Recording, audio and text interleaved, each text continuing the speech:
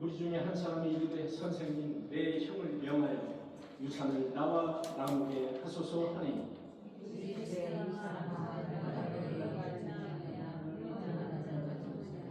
그들에게 이르시되 삼가 모든 탐욕을 물리치라. 사람의 생명이 그 소유에 넉넉한 데 있지 아니하리라 하시고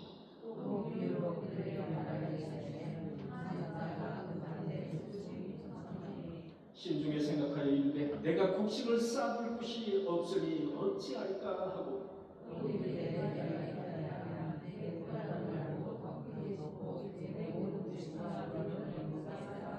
또 내가 내 영혼에게 이르되 영혼아 여러의 쓸 물건을 많이 쌓아두었으니 평안히 쉬고 먹고 마시고 즐거워하자 하리라 하되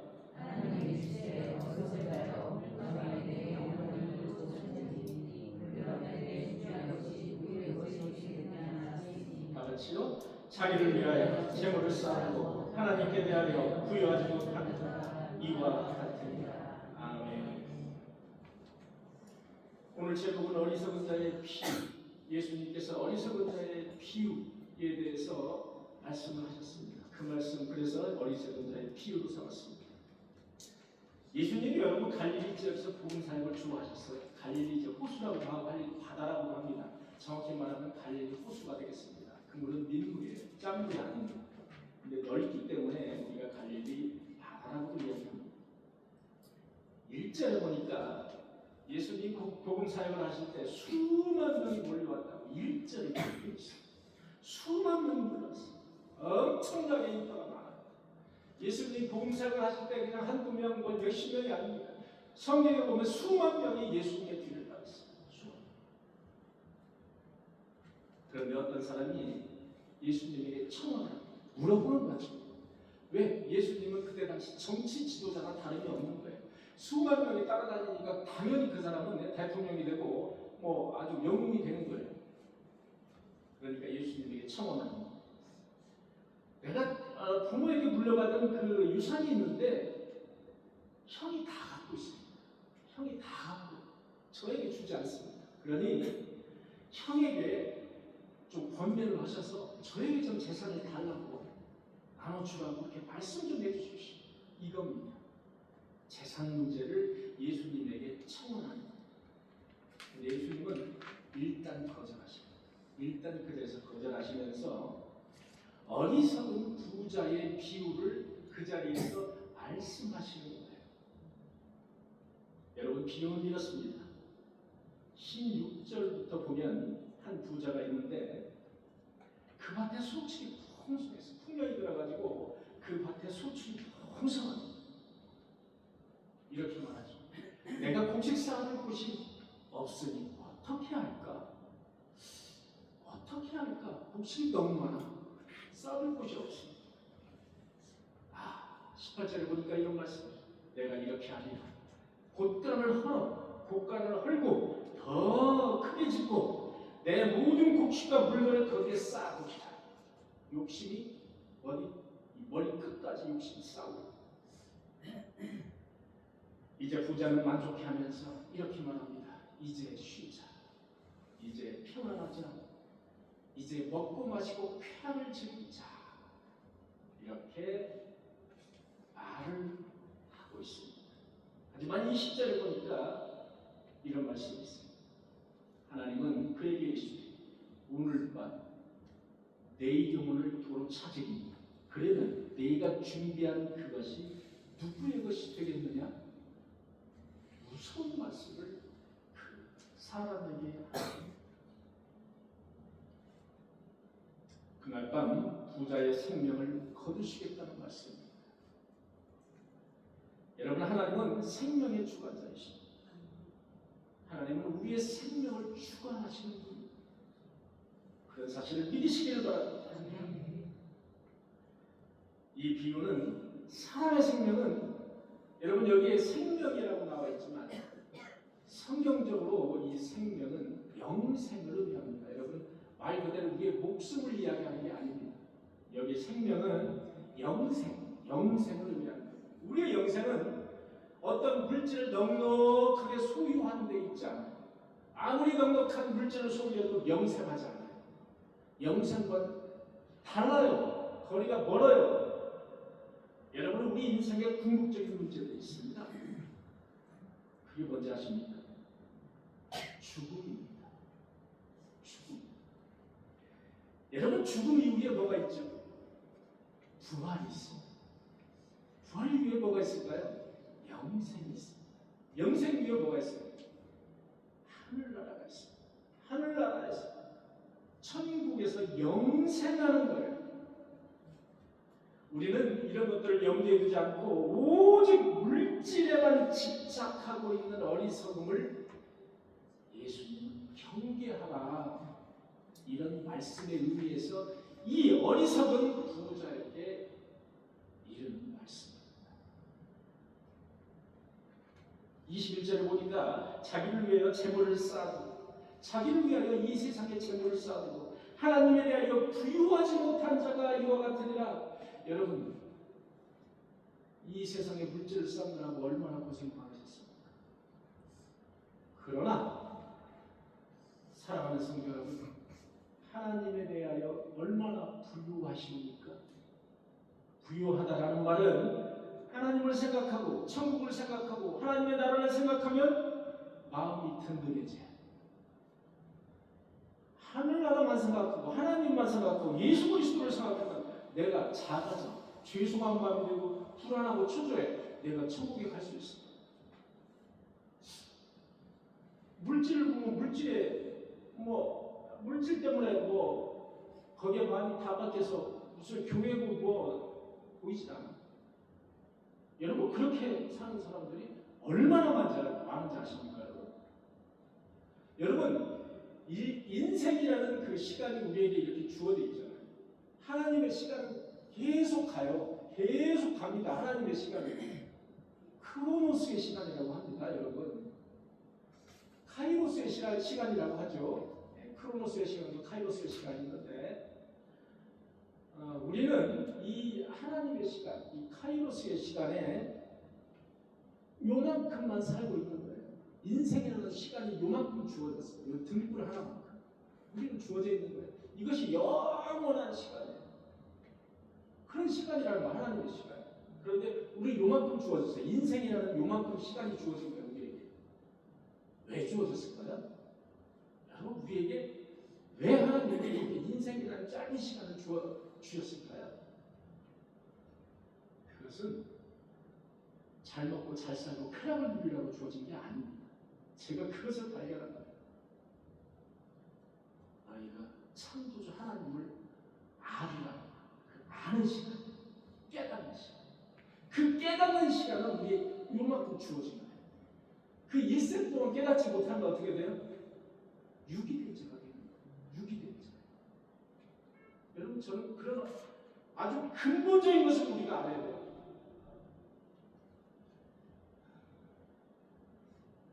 제가 나이가 60이에요.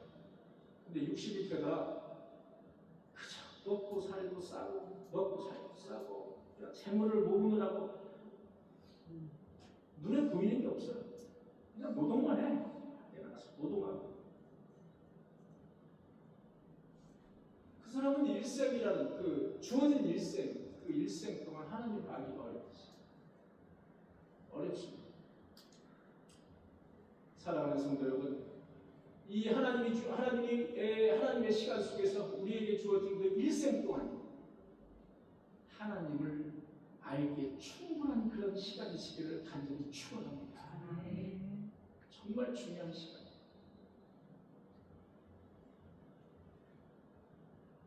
자기를 위하여 재물을 세상에 쌓고 하나님에 대하여 부유하지 못한 자가 이와 같다는 거예요. 하나님에 대하여 부유하지 못한 자. 여러분들은 하나님에 대해서 얼마나 부유하십니까? 하나님에 대해서 부유한 자.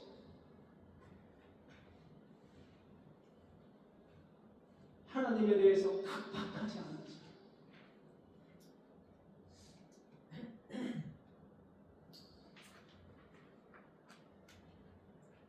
재물을 하늘에 쌓아두지 않고 땅에만 쌓는 사람을 성경은 어리석은 사람이라고 이야기합니다.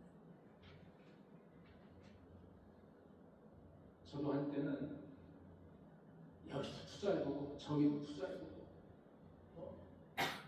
10억도 날려보고 5억도 날려보고 투자하면 투자하는 대로 족족 다 그냥 실패하는 거지. 그냥 엉덩텅덩. 지금 그런 생각을 해보면 이야, 그때 투자한 돈을 저 시골 교회에다가 교회를 짓는데 투자를 했으면, 그러니까 아마 거기에 비석에 내 이름이 새겨져 있을 거야. 내 이름이 비석에 새겨져 있을 거 아닙니까? 그 교회 비석에. 참 어리석은 자. 여러분, 재물은 사람을 영생으로 인도하지 못합니다. 돈은 천국으로 인도하지 못한다는 말씀이에요.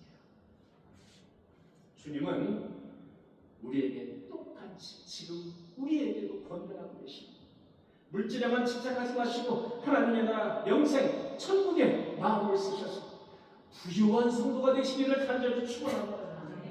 본문을 중심으로 우리의 삶의 자산을 다시 한번 돌아보면 우리가 진정으로 구해야 될 것과 우리가 진정으로 버려야 될 것이 구분이 됩니다. 첫째는 재물에 대한 집착을 버려야 됩니다. 여러분, 부자는 더 이상 쌓을 곳이 없을 정도로 많은 부를 축적했습니다. 따라서 그는 그 많은 재물을 하나님에게 감사해야 했습니다. 감사해야 했어요. 나에게 주신 재물에 대해서 감사하면서 사는 사람들이 많아요. 여러분, 부유해져도 하나님에 대해서 정말로 감사하고 11조 생활 똑바로 하고 그렇게 사는 사람들이 여러분 많이 있어요. 그런데 대부분의 사람들은 부자가 되면 야, 이제 두 다리 쭉 뻗고 편안하게 좀 살자.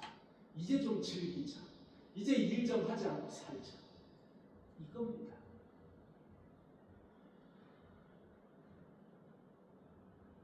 많은 재물을 하나님이 주셨으니 그는 헌신 봉사, 하늘의 보물을 쌓았어야 합니다. 여러분, 신명기 15장 17절에서 15절까지의 말씀을 제가 요약하겠습니다. 너는 가난한 형제에게 완악하게 하지 말라. 너는 가난한 형제에게 완악하게 하지 말라. 내 손을 움켜쥐지 말라. 여러분, 손을 얼마나 움켜줍니까? 여러분, 가진 이 나의 재물을 확 움켜쥐기 위해서 얼마나 세게 움켜줍니까? 너는 내 손을 움켜쥐지 말라. 궁핍한 형제에게 악한 눈으로 바라보면 그것이 내게 죄가 됩니다.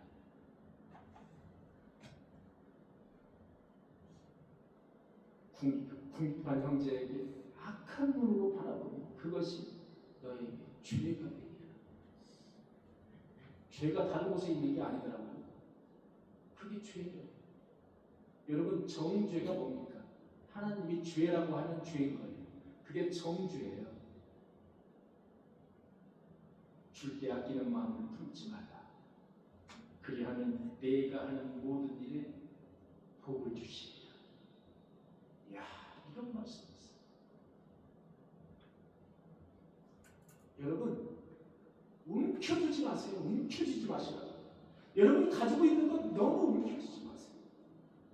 하나님의 말씀은 분명해요. 줄 때 아끼는 마음을 품지 마라. 그리하면 내가 하는 모든 일에 복을 내리시리라. 귀한 말씀입니다. 하지만 부자는 그렇지 않았습니다. 있는 곳간을 다 팔았어요. 뭐하기 위해서? 넓히기 위해서, 많은 재물을 쌓아두기 위해서, 자신만을 위해서 보관했어요. 자신만을 위해서 땅에 보관했어요. 물질에 대한 지나친 욕심은 여러분 이웃에게 독이 됩니다. 하나님의 뜻을 저버리게 되는 거예요.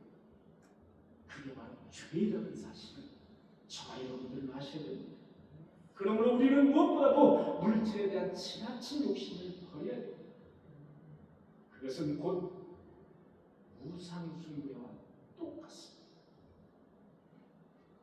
우리가 어떤 우상을 갖다 만들어 놓고 숭배하는 것만이 우상숭배가 아니라 하나님보다 훨씬 더 많이 사랑해 돈을, 물질을. 우상숭배지 뭡니까? 하나님보다 자녀를 훨씬 더 많이 사랑해. 그게 우상숭배지 뭐예요? 우리는 필요한 재물만을 구할 줄 아는 지혜 있는 성도가 되시기를 간절히 축복하고 축원합니다.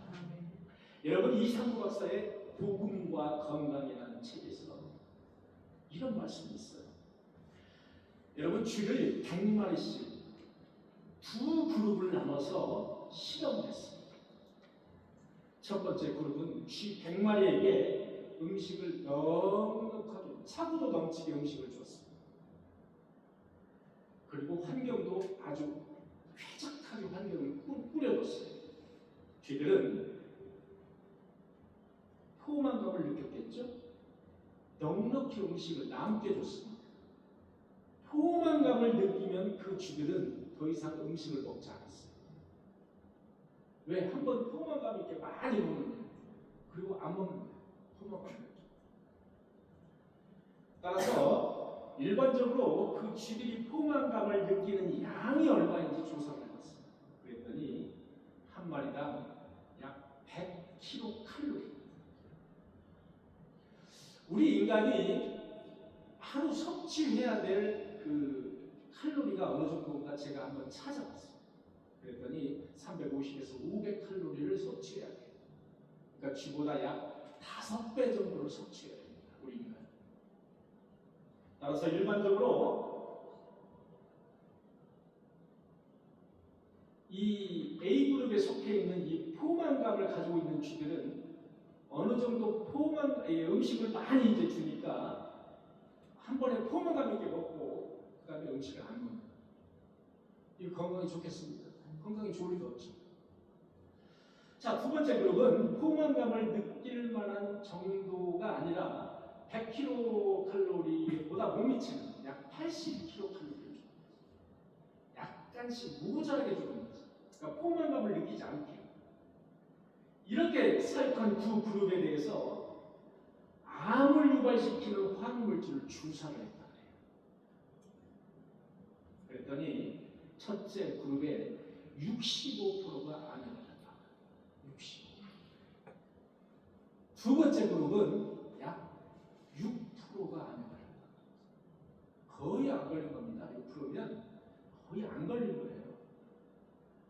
자, 그 이유를 조사했더니 첫째 그룹은 병원균과 싸워서 이기게 하는 T세포라고 여러분 많이 들어보셨죠? 이 T세포가 포만감으로 인해서 무너졌다. 역할을 할 수 없는 거예요. T세포. 무력화되고 있는 거예요.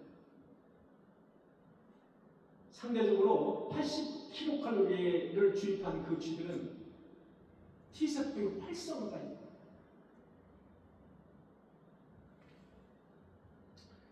더 갖고자 하는 끝없는 탐욕은 우리의 육신뿐 아니라 우리의 영혼까지 무력화시킨다는 사실을 아셔야 됩니다. 저와 여러분들은 무엇을 위해서 사회활동을 하십니까? 돈 많을 위해서 사회활동하십니까? 우리에게 주어진 인생이라는 그 시간 동안 물질에만 집착하면서 살면 안 된다는 하나님의 그 비밀의 말씀입니다. 두 번째는 게으름과 쾌락의 욕구를 버려야 됩니다. 재물을 잔뜩 쌓은 부자는 이렇게 말하죠. 영혼아, 여러 쓸 물건을 많이 쌓아뒀으니 이제 평안히 쉬고 먹고 쾌락을 즐기자. 이 말 속에는 더 이상 일하지 말고 이제는 즐기자는 거예요. 더 이상 일하지 말자. 따지고 보면 우리가 돈을 많이 벌려고 하는 목적은 일하지 않고 편하게 살기 위해서예요. 여러분 이해가죠? 저와 여러분들 돈을 많이 젊었을 때 버는 이유를 물어보면 이제 나이 먹었으면 편하게 살아야죠. 그죠? 이거예요. 그러나 바울은 이렇게 말합니다. 일하기 싫거든 뭐 하지도 말라? 먹지도 말라. 일하기 싫으면 먹지도 말라. 여러분 데살로니가전서 후서 3장 10절에 말씀입니다. 즉 우리는 하나님에게도 성실해야 되고 사람에게도 성실해야 됩니다. 그게 성공하는 사람들의 공통점이에요. 하나님에게도 성실해야 돼요. 여러분 하나님에게 성실하지 못한 사람들이 많죠. 세상에만 성실한 사람들이 많아요. 우리는 하나님에게도 성실해요. 사람에게도 성실해요. 모든 분야에는 치열한 노력이 필요합니다. 심지어 제가 토요일마다 빵을 굽지 않습니까? 베이커리 사장도 여러분 맨날 같은 빵만 계속 내오면 손님이 오지 않습니다.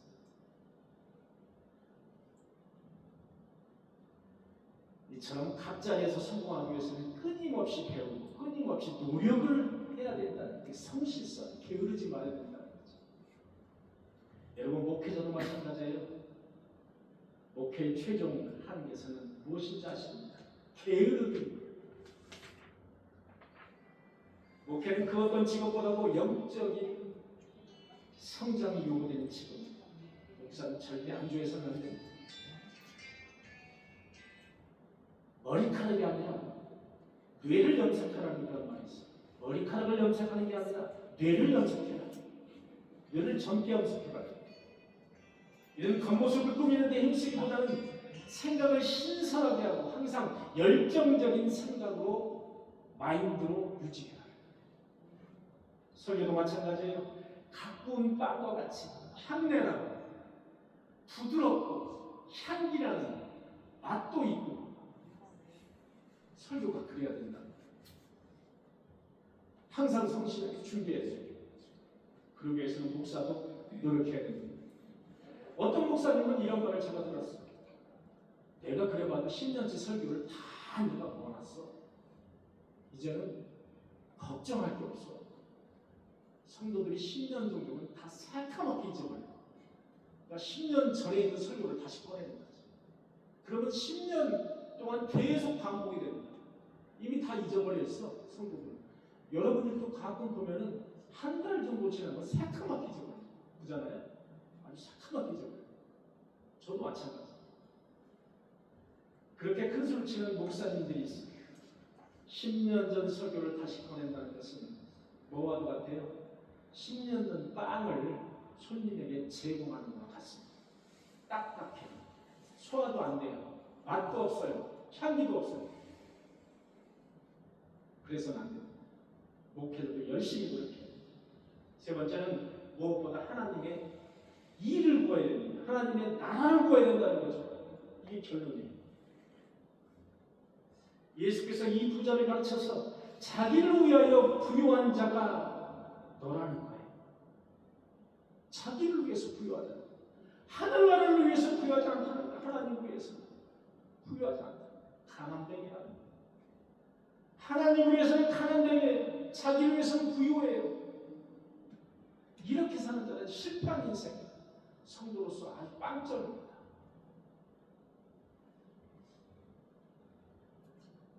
자기 육신을 위해서는 넘치도록 재물을 쌓는 일은 영적으로 부유한 일이 아니라는 것. 그 다음에 나오는 말씀은 12장 28절의 말씀입니다.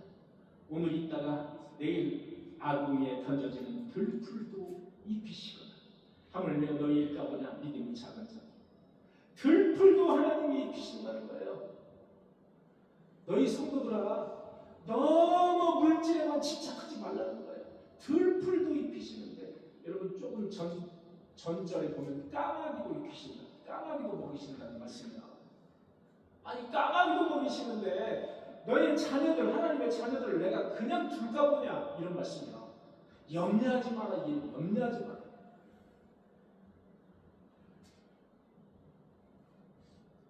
그러면 우리는 세상에 먹고 사는 문제에서 하나님의 일로 관심을 돌려야 해요. 먹고 사는 일은 어차피 하나님께서 우리와 함께 하시기 때문에 걱정할 게 없다는 거예요. 염려하지 말라는 거예요. 염려하지 말라는 거예요. 다 아신다는 거예요. 세상의 부귀영화를 추구하는 삶에서 하나님의 나라를 추구하는 삶으로 방향을 어떻게 해야 돼요? 전환해야 된다는 거예요. 방향을 전환해야 돼요. 그것이야말로 하나님을 향한 영적 부유함입니다. 그것만이 인간에게 영원한 생명 잔치, 천국 잔치에 참여할 수 있기 때문에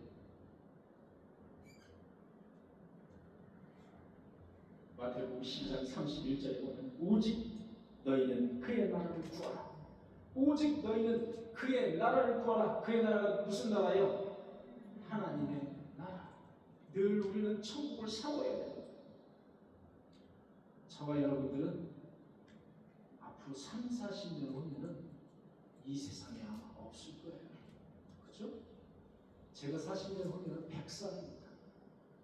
여러분들 저보다 연세가 조금 더 있으신 분도 있고 저보다 연세가 조금 덜한 분도 있어요. 앞으로 아마 3, 40년 후에 여기서 없어지는 분들 많이 있을 거예요. 여러분 놀랍지 않습니까? 우리 인생이 그런 거예요. 잠깐 있다 없어지는 안개예요. 들풀에 풀것 같아요. 우리 인생은 그렇습니다.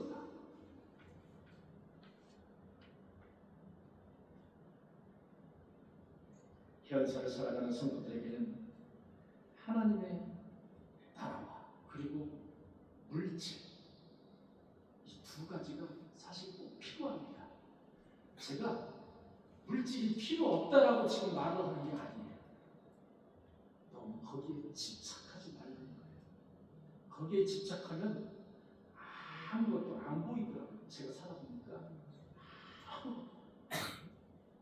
물질에 집착하면 보이는 게 없습니다. 여러분 그래서 물질 앞에서는 여러분 칼부림이 나는 겁니다. 안 보여요.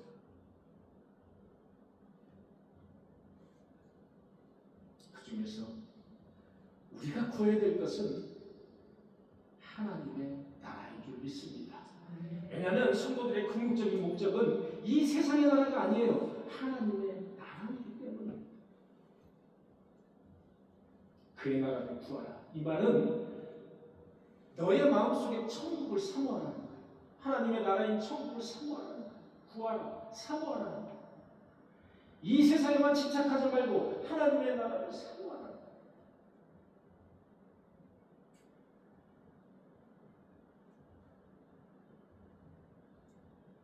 그리하면 이런 것들을 너희에게 더하시리라. 이런 것들, 현대어 번역을 보니까 이런 말씀이죠. 그리하면 하나님께서 너희에게 날마다 필요한 모든 것들을 주실 것이다. 이게 현대어 번역이에요. 우리가 지금 사용하고 있는 건 개역 개정이라고 합니다. 그러므로 성도는 불신자처럼 오직 물질을 인생의 목표로 삼아서는 안 됩니다. 물질에 하나님을 팔아먹어서도 안 돼요. 주일에 예배가 있는 걸 알아요. 그런데 주일에 내가 조금 노력하면 내가 100만 원, 200만 원이 생기다. 그건 하나님이 하시는 일이에요. 하나님에게 맡겨주시기 바랍니다. 마치 내가 사는 이유가 돈을 벌기 위해서 인생을 사는 것처럼 내 스스로에게 착각하게 만들어서는 안 된다. 내 스스로에게 너는 하나님의 나라를 사모해야 돼. 너는 하나님의 나라를 구해야 돼. 늘 이렇게 스스로에게 자문자답을 해야 돼. 나에게 인생이란 시간이 주어진 이유는 먹고 그저 즐기기 위함이 아니라 하나님 나라에 들어가기 위한 준비의 시간이라는 사실을 아셔야 됩니다. 오직 하나님의 나라를 사모하는 마음, 하나님의 은혜를 사모하는 마음으로 인생을 살아갈 때 우리의 필요를 아시는 주님께서 모든 것을 채워주실 줄 믿습니다. 아울러 영원한 나라의 그 나라 가지고 유업으로 우리에게 선물로 우리에게 주실 것을 믿습니다. 함께 기도하시겠습니다. 주님 감사합니다. 우리에게 인생이라는 시간을 주심에 진심으로 감사를 드립니다. 한 해도 인생을 살아갈 때 하나님을 더욱더 가까이 알 수 있는 귀한 시간이 되게 하시고 하나님의 나라를 구할 수 있는 인생들이 되게 하여 주시옵소서. 예수 그리스도의 이름으로 간절히 기도하옵나이다. 아멘.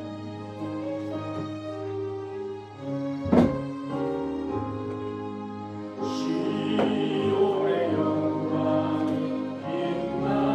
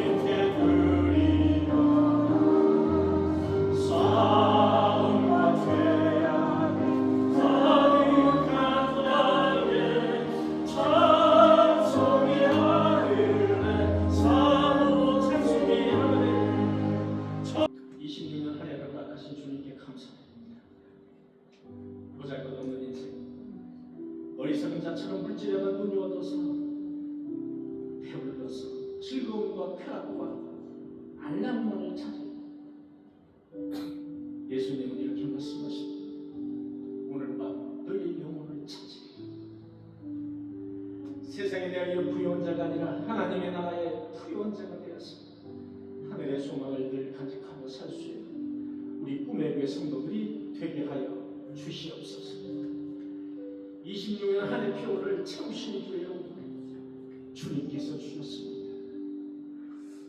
끝까지 주님의 진리로 청지기로 역할을 충실히 다할 수 있도록 주님께서 은혜 내려 주시옵소서. 많지도 않은 꿈의 교회 성도들의 자리가 비어있는 것을 보고도 평안함을 느끼지 않게 하시고 하나님을 향한 열정과 사랑의 열매를 체험을 통해서 느끼게 하여 주시옵소서. 신년 감사금, 출연금을 주님께 구별해서 드립니다.